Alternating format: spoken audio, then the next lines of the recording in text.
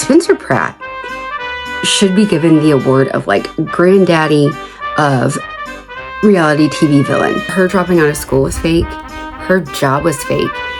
They literally gave her that job with Bolthouse like for production purposes only. So why are you getting a dog if y'all are getting divorced? Use maybe the 2 brain cells that you have in your head working.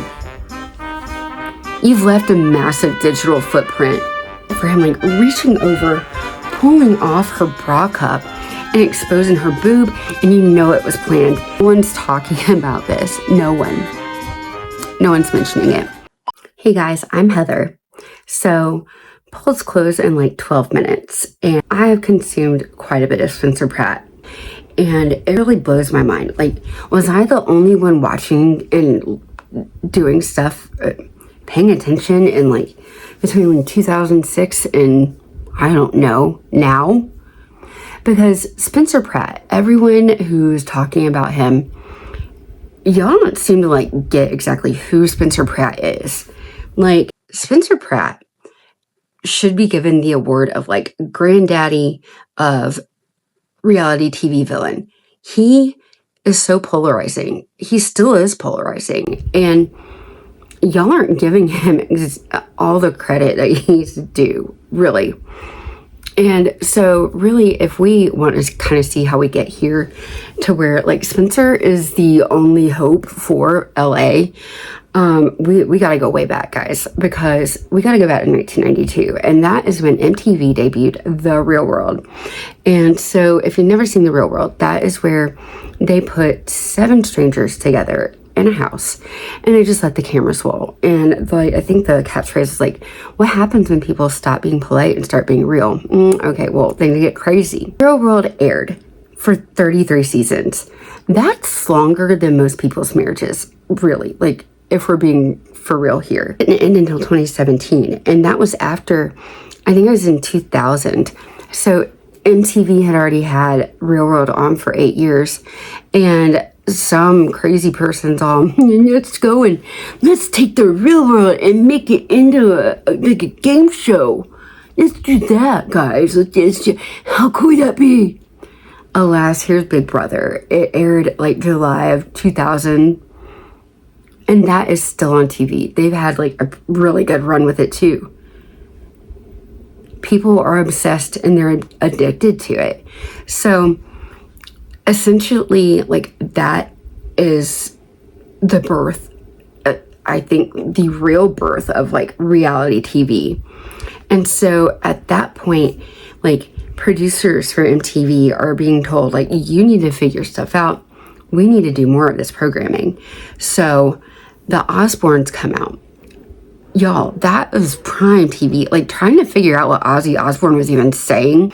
And I'll die on this hill that Kelly Osbourne would not be relevant today if it had not been for that show. Like, yeah, she is Ozzy's daughter, but okay, what more?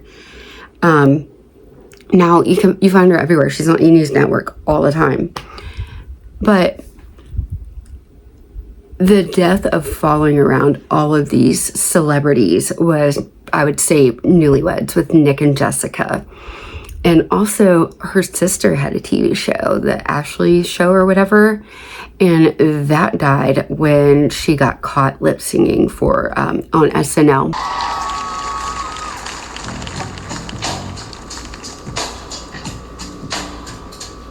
On a Monday, I am waiting. Tuesday, I am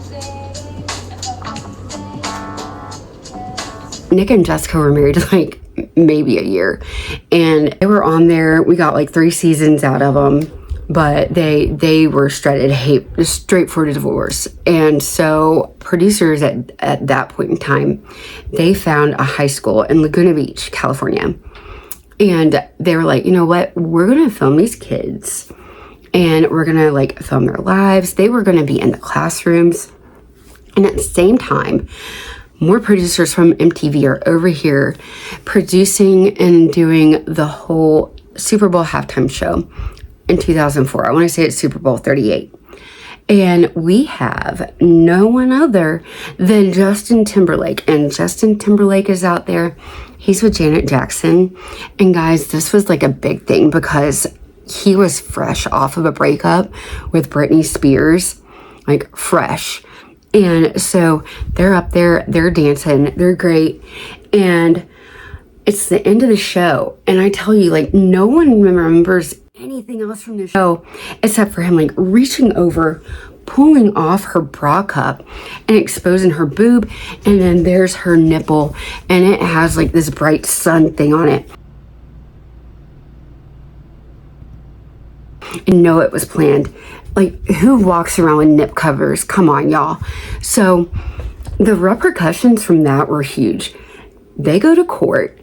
They have a, because at that point, like, everyone's watching the halftime show, and you go and do that, and like, parents were mad, and the parents at Laguna Beach were like big mad. They were like, no, MTV is not going to be in the school. They're not going to be around our kids. I don't blame them. I'd be doing the same thing. Like, no, you're not coming in and being anywhere near my kid. So they're expelled from Laguna Beach. And they were like, well, this is not going to stop us, y'all. We're still going to record your kids. So they made sure to let us know when Laguna Beach aired on September 28th of 2004 that the people, the drama, and the locations are real. But they weren't. So they filmed their first season over like an 8-month period. And they, since being expelled from the school, they basically like made the kids come and like reenact everything, like conversations and things that they said at school out and around town. And so now you've got these producers who are getting like all of this content, and they're getting things that happened. They would have someone be on the phone and they'd be talking to their mom, but what comes out on the show is that they're talking to like some girl or guy or whoever that they weren't supposed to be. And OMG, y'all, like, they were fighting over this stuff after, like, it was like a year. It was a year between when they filmed and when the show was released. And these kids are like fighting over that. Like, it was crazy. And it really blurred the line of like what was real and what's not. Like, what's being like really blown out of proportion, what didn't even like really happen, but the producers made it look like it happened. Like, it really messed with people, even the people on the show. So Laguna Beach, one of the people who was on it was Lauren Conrad. We're introduced to her. She's really like the main protagonist there, and we're following her around. She graduates and goes off to the Art Academy of Art in San Francisco. And the lore is she's there at orientation and she meets Heidi Montag, and they're instant besties, y'all. Like, instant. It was mutual, guys, like besties. They got along so well. And the two of them like really hit it off, apparently. After doing all the research, watching like all of the things, like I really do wonder if like if even Heidi was like hired as an actor.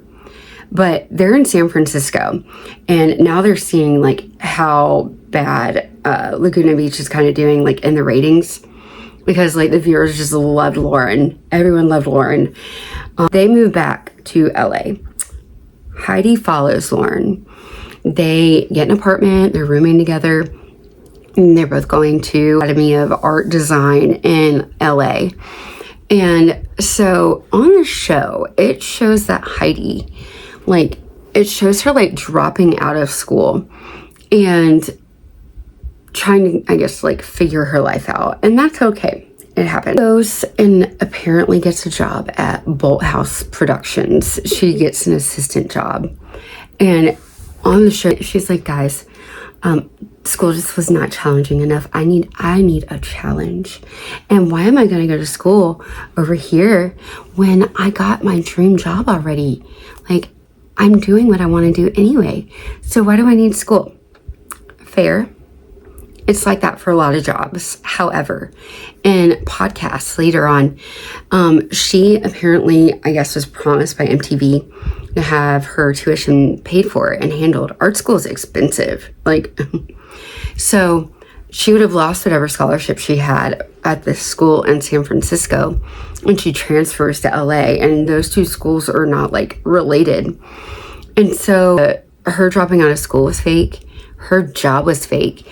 They literally gave her that job with Bolthouse like for production purposes only. And that's a whole other thing. Heidi is originally from Crested Butte, Colorado. She was raised by her mom, who's a single mom. Props to her.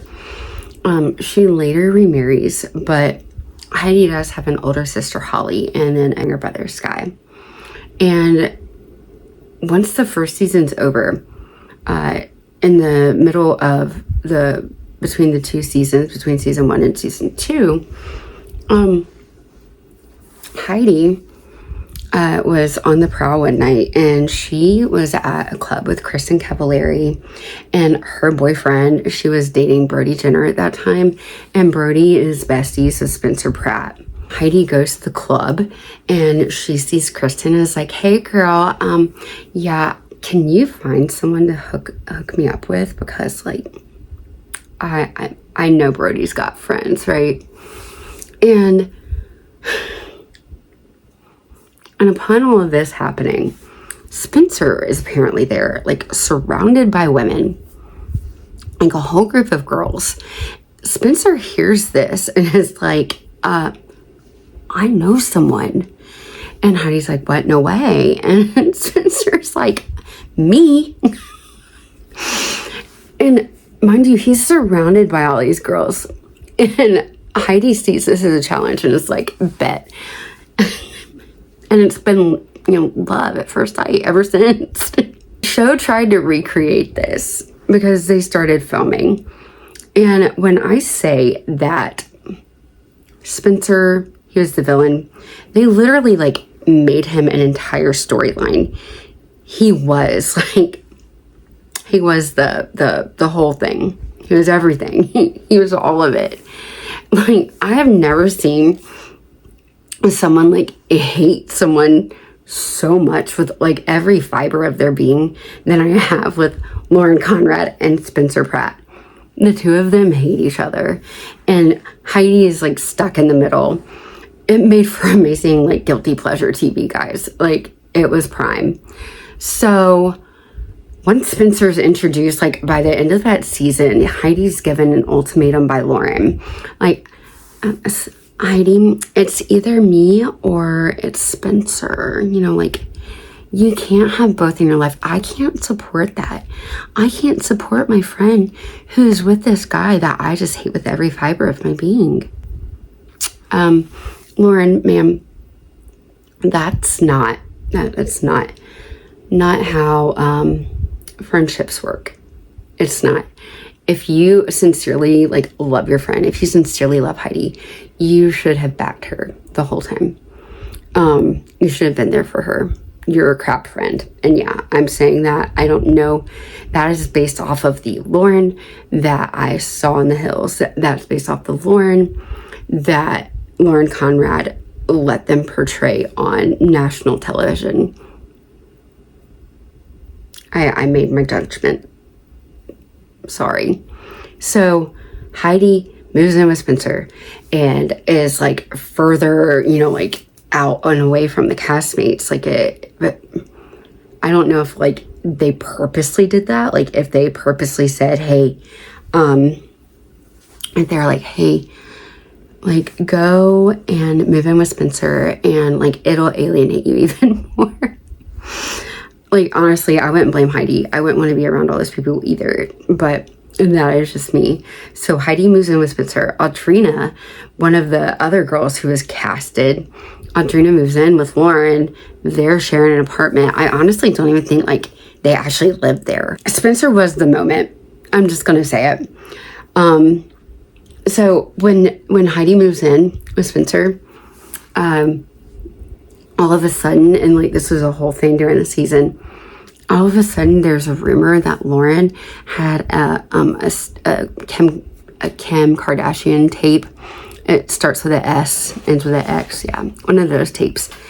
And apparently she did this with her ex-boyfriend, Jason Waller. She was like, I don't have that. I don't even do that. I don't even know what that is. Like, oh my God, guys, it wasn't me. It wasn't me at all. Like, you don't even know me. I don't even know what that is. I don't even know what a videotape is. Man. Whether or not it's in existence is, I don't know. If there is one hanging out somewhere on some hard drive, who knows? We're pretty sure Spencer's the one who started this rumor. Pretty sure. With finding out that their job is fake. The roommate situation's fake. Like, everything's fake in the show. Everything. All of it. And literally, the crazy part about this is that I really do, I will go and say, the only thing real out of the whole show is Spencer and Heidi. That was the realest thing out of the whole thing. And so let's get into Spencer, okay? So Spencer, he was born in LA. He's from LA, born there. His parents purchased a home in the Pacific Palisades like 40 years ago, back when it was super cheap and not the place to be living. Not like it is today with, you know, like every celebrity under the sun living there. But he is originally from LA. He has heart in the race, guys. Like, his dad, let's get into his dad. His dad, William Skip Pratt. And his mom's name's Janet. And when looking in the book, the Guy You Loved to Hate, that Spencer has out, his memoir, when he's like, I think he put it out when he was like 40. Is 40 old enough to have a memoir? I don't know. But in his book, Spencer really doesn't mention much of his paternal grandfather. And I'm going to call him Granddaddy Pratt. That's Skip Pratt's dad. The only thing that he really said is that he was a World War II veteran and that he boxed for UCLA, which is really cool. Like, who can say, yeah, my granddaddy boxed at UCLA? Spencer can. It's really cool. But he really focused heavily on his maternal grandparents, and they seem to really have like left a lasting impression on him, like for when it comes to how he's raising his kids. So unlike he wants you to believe, his family is extremely wealthy. Granddaddy Pratt, y'all, he was a wildly successful businessman. And in 1981, he founded Kelly Clark Inc. And do not confuse that with Kelly Clarkson, guys. It's not Kelly Clarkson. It has nothing to do with like music. That's Simon Cowell. And no, this is Granddaddy Pratt. So Granddaddy Pratt, I'm going to read this. He served as CEO. And as it grew, it was literally the largest food brokerage and distributor on the western coast of the U.S. And the company was later acquired by Acosta Group in 1999, and it was acquired for an undisclosed amount. So if anyone is able to like find out how much he was paid, let me know. Like, I couldn't find it. I've looked. Good luck. And if you find it, tell me. Like, email me, leave it in the comments. I want to know. But it was acquired in 1999. And essentially, like, if you don't know what a food brokerage is, an independent sales and marketing agency that acts as an intermediary between the food manufacturers and the buyers, and it functions as an outsourced sales team, and it helps brands negotiate prices, and it's like shelf space for brands, and like with grocers and supermarkets, and also with food distributors. They're highly specialized and lucrative, and they manage a lot of the tasks that helps brands successfully navigate the food and beverage industry. And it's so lucrative that it literally made his family millions of dollars, like millions. Spencer wants you to think that his father is the one who like made millions. His father's a dentist, and no doubt a great one, because he literally has practiced for decades. Like, we're talking like over 40 years. Dude has practiced. But you don't make millions being a dentist, guys. Spencer went to the Crossroads School. That's in Santa Monica. And when I say that this school is like super big, like, if you wanted to send your kid, your little baby there, like grades like K to 5, you're spending $50,000 on tuition. And if you want to send your older kid, you're looking at spending closer to $60K a year. And that's just tuition. That doesn't cover the books. That doesn't cover like the technology fee. It doesn't cover all that. It literally just covers the tuition. And unlike public school where like you go and you're like, here's your Chromebook. Yeah, there's none of that there. You're expected to have your own crap, and it better be a Mac. I joke, but not really. This school is so exclusive. Here are just some of like the notable alumni, guys. We're talking Gary Coleman, Emily and Zoe Deschanel, Sean Astin. Sean Astin is Sam from Lord of the Rings. He, was there every step of the way for our good friend Frodo to get up Mount Doom. Okay, he went to this school, and so a couple more: Jack Black, Kate Hudson, Jason Ritter, Maya Rudolph, Gwyneth Paltrow, Liv Tyler. That's the daughter of Steven Tyler, the lead singer of Aerosmith, and then also Jonah Hill, and he graduated with Spencer and Spencer's bestie Brody. We're going now into like 2005, and this would be about the time that Spencer is graduating from the University of Southern California with his degree in political science. Can Karen Bass say that she has a degree in political science? Probably not. But if she does, is it from the University of Southern California? Not that like really matters, but that is a really good school. Like, it's really hard to get in there. No doubt that, Spencer's pedigree has a lot to do with him being in there to begin with, but, Granddaddy Pratt passes away in 2005, but not before he creates the Children's Family Trust. And Spencer's dad, Skip, is the trustee. In 2007, he wastes like no time, and Skip goes and opens up the KSS Children's Family Trust. KSS is Kristen, Spencer, and Stephanie. Kristen is Spencer's half-sister. She is from Janet, Spencer's mom, a previous relationship. I couldn't find like much of anything on Kristen, and I'm pretty sure like she did that on purpose. Like, so I'm gonna leave it that way. He does have an older half-sister, but Stephanie, she's only relevant because of Spencer.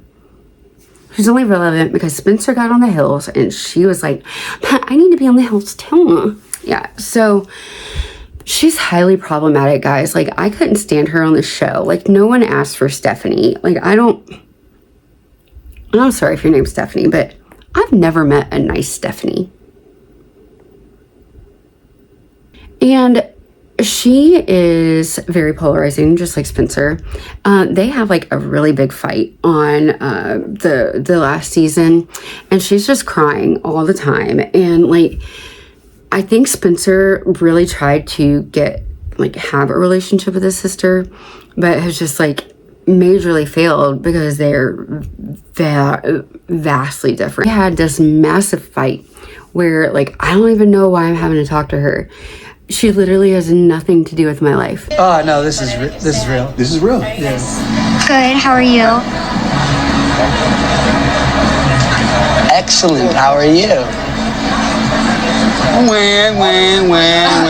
are you crying about, 70? What the f*** are you crying about?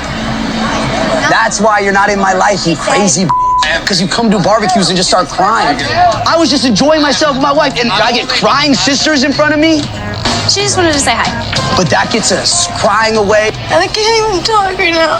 I know it's your brother, but he's off his rocker. I don't know what's wrong with him. Here I'm talking about my little sister who's not relevant to my life. So that was real? There's so much that leads to that moment that's not in that scene. Okay. Based off of like what was going on and how much hate was in my heart for what was happening with my mother. So that's the problem with being siblings, when somebody does something to your parents and then they forgive and I don't, and so then it creates this like family beef, but now as being a parent, I understand like that's your kid, so it's a whole different dynamic. Stick by them. The perfect world, like my sister wouldn't have been on the show and I didn't want her on the show. I see it. So if you could go back, you would just ensure they were not on the show. If, like, you can't do that because it was my show, but if it was my show, they would have never been on the show. What's your relationship today with your sister? She's asking for mayor merch every day and she says it's the only thing that keeps her happy is me. Okay, well, if that's the case, then why is she over here scrubbing her social media 2 days before she goes out and like completely like blasts Spencer and his mayoral race? Like, she's wiping her social media, like screenshots and stuff don't exist. Ma'am, use maybe the 2 brain cells that you have in your head working. You've left a massive digital footprint.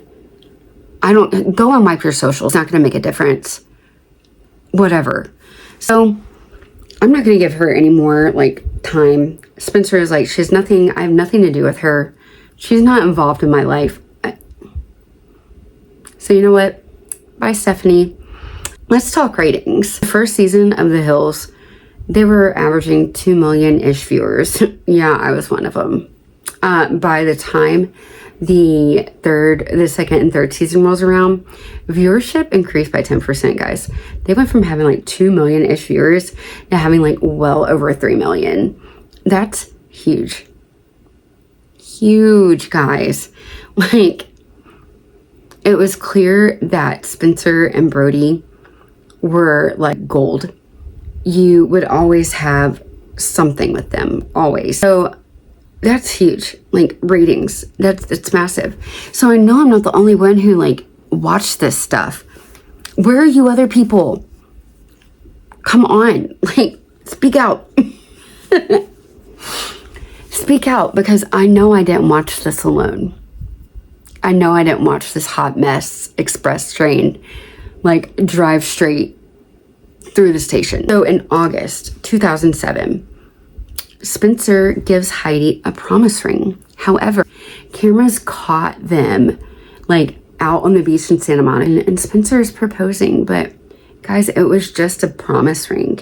I don't know what the big deal was. However, the two go and elope in November of 2008, so like just a little over a year later. They went to Cabo San Lucas and just were like, y'all, we love each other, we're getting married. So they got married, but then the show goes and releases footage from the courthouse there in LA, and it looks like they're doing stuff with like papers, and they're claiming that they're getting married. Bruh. Like, come on, producers, what are we doing here? Spencer went and like spoke out and was like, he went on air with Ryan Seacrest, right? And he was like, guys, we were only obtaining legal documents, okay? Like, I don't know what you're talking about. So if you've ever been married, if you've ever had to do anything like that, you do have to go to the courthouse. You've got to get your marriage license. You have to apply for it. It's probably what they were doing. What is the big deal, really? So that left fans like, okay, so did they get married? Did they even elope? Okay. They put everything to rest here in April 25th of 2009, where they actually like got married at Westminster Presbyterian Church in Pasadena, California. And so were they married? Was this the second or third one? I don't know. But they did it for the cameras and the castmates. And I think their parents also wanted like the whole wedding to do. And if you asked me in 2008, or even 2009, hey, do you think Heidi and Spencer are gonna like stay together? My answer would have been a resounding no. And And here's why, guys. Okay, so going into January 11th of 2010, Heidi goes and releases this self-made album. It cost them $2 million, and it took 2 years for them to produce this thing. They released it. Y'all, it only sold 1,000 copies in 1 week, and it didn't do anything to the charts. And I really do feel kind of bad for Heidi, because if you think about it, like, she was made out to be like this awful friend, this villain. She was definitely like an antagonist there on the hills. And like her album just flopped completely. And so in March, Heidi goes and fires Spencer as her manager. She said, "No longer is my husband the face of my business and my career. I'm going to have Aiden Chase." Aiden Chase is a Malibu psychic. A psychic, and she thinks that he can totally handle her career. So then she finishes with, "I'm gonna have Aiden Chase help manage my new life and career in a very different and positive way with light and love. The time for change is now, guys." Okay, so never mix business with pleasure. We're no longer SPEIDI, but Spencer and Heidi. Guys, what's going on? So in June, Heidi and Spencer officially like file for separation. Heidi was saying, "There's so many lies out here about me, guys, and she just needs space. And she needs space even away from her husband. She needed to concentrate on herself." Heidi. So girl to girl, bring it in here. That's not how marriage works. If you need a break, go to your mom's. Go and stay a night or two at like a hotel. Go and do stuff for you. Don't be moving in with your new bestie, Gin Bunny. Okay, like, and yes, that was what the girl is called, Gin Bunny. Yeah, no, that's not how marriage works. You work through it. You don't just run away. It's not good. So June 8th, they do the separation. July 13th, that is the day of the series finale for The Hills. Officially done. And that is like where they're not getting paid from MTV anymore. And they're getting paid like $175,000 per episode, like each. Like, that's a lot of money. And I think I'd probably be freaking out too if like I'm losing all of that money. I mean, it's a lot. I'm also thinking kind of what's going on, because a lot of people are like, they did all of this for publicity. I don't know. Maybe they did, maybe they didn't. But can I just say, like, from experience, marriage is hard. Super hard. You have to work at it. It takes work. It takes two people. And I can only imagine when you're sitting here like calling up the paparazzi saying, "Hey, we're going to be at this spot at this time." And then like being constantly like in the spotlight, whether you're wanting to be or not. But then also this show that's been a part of your life for like the last 5 years, it ends. So you're, losing these producers and people who've been following you around. You're used to literally like living your entire life in front of a camera, and that changes. It's a lot. And I can honestly see how someone whose prefrontal cortex has not completely developed, how they would really struggle like with that entire change. July 30th, so just like 2 weeks after the Hills finale, Heidi goes and amends the separation and makes it to where she wants the dissolution of the marriage and files for divorce, guys. So she puts that in, and Spencer says, I love Heidi, I do, but our marriage was a show, and it was part of the Hills world, and that world is a sound stage. Okay, Spencer. That didn't even last long, because literally like a week later, the two are caught in Costa Rica and they're frolicking the beach with a dog. Okay, again, these people have their entire, like the last 5 years of their life on camera. Where the hell was the dog? Did anyone see a dog? No, it's because they go and they get dogs. So why are you getting a dog if y'all are getting divorced? Again, real or not, I don't know. You see how problematic these people were. November 14th, they renew their vows. They come back from that Costa Rica trip and we're back together. Literally. I think everyone was like really done. In the midst of all of that stuff and Heidi trying to like find herself here, she poses for Playboy.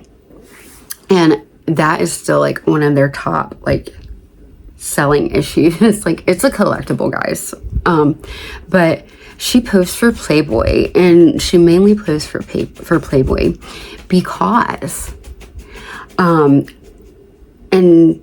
2010 she really, Leonard, he's tired of me talking. So Heidi famously, like very famously, I did 10 plastic surgeries in one day. 10. She had a chin reduction, a brow lift, rhinoplasty, fat injections to her cheeks and her lips. She had her ears pinned back, guys, and she had a butt augmentation. What even is that? Like, did they put implants in your butt? And then liposuction to her neck. And I didn't know this, but when you have liposuction, guys, to your waist, thighs, and hips, it's called backscoping. So in that breast augmentation, she had previously had one before because she did not like how her chest was. So she went from an A cup to a C cup. Well, this one, guys, she went from a C to an F. Who even does that? Like, fire that plastic surgeon. What the hell? And so she gets the cover of People magazine, and like people were going crazy. I'm not even joking. Like people were going like, what in the world? Like, Spencer is obviously like making her look this way. Why would anyone do that? It's the same tabloids and magazines who were making fun of her. Like, they were bullying her. Like, she's not pretty enough. She looks this way. She looks that way. And I get it. Like, LA is a bubble anyway, where you're trying to be the skinniest or the prettiest, the blondest, whatever. Like, and there is a certain look. And I'm guessing that Heidi was, I feel bad because like no one was like, I hate that she doesn't feel that like her natural pretty, like, she was a pretty girl to begin with, but she didn't, see that. And it's one of those scenes you can be told something all the time and then not believe it. The transformation got like widespread media attention, guys. And she was just constantly in the public eye, guys. Like, I can understand that she feels pressured to look a certain way. So this is when peak tabloids, guys, like, you can't go, there's no algorithms. You can't be like, yeah, I don't want to see these people anymore. I don't want to, follow this. It doesn't interest me. Well, it interested a lot of people because like even my mom, who's never watched like one episode of The Hills, knew who these people were. And like, it got to the point where people were like actively boycotting anything having to do with Spencer and Heidi. And they started putting it on there as like, it's SPEIDI fatigue. That started to set in, and like this was around also like people were just getting tired of them. Jersey Shore was out, so they'd left MTV had gone from the West Coast over to the East Coast, and they were filming these kids up in Jersey, and like Keeping Up with the Kardashians was on. In fact, Enos Network like straight up like made a whole thing about how they're not covering SPEIDI anymore. No one wanted to hear about it. And so they did that. And no one wanted to hear about him anymore. But I think it really had more to do with the fact that they did have Keeping Up with the Kardashians on their network. And they didn't want to be reporting on like another, like famous for existing couple. They already had a whole family of Kardashians. That's where I'm going to leave it for now, guys. If you enjoyed it, like it, leave me a comment. I will be posting again like later, the part 2 to this. And I'm going to go through like the whole timeline when it comes to SPEIDI. There's more to it, because Heidi goes back and has her boobs done again.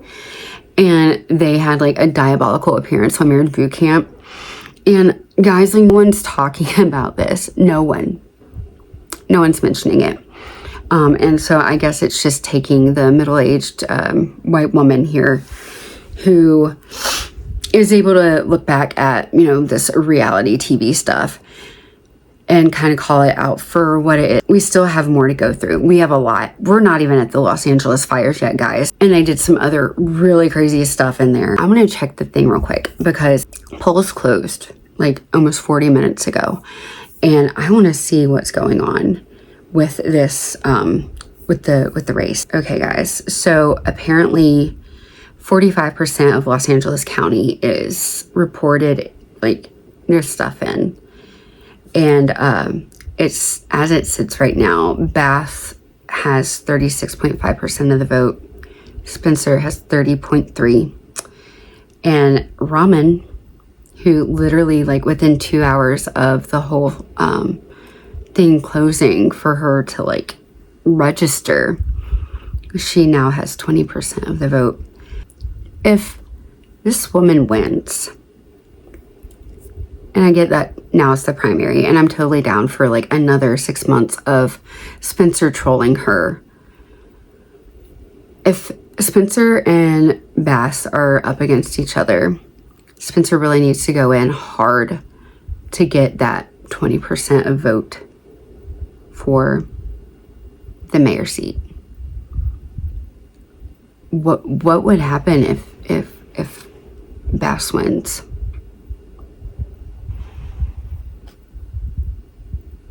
I'll get to that tomorrow. Anyway, thank you so much for watching. If you made it this far, seriously, like, subscribe, comment something, and I'll be back later. Bye, guys.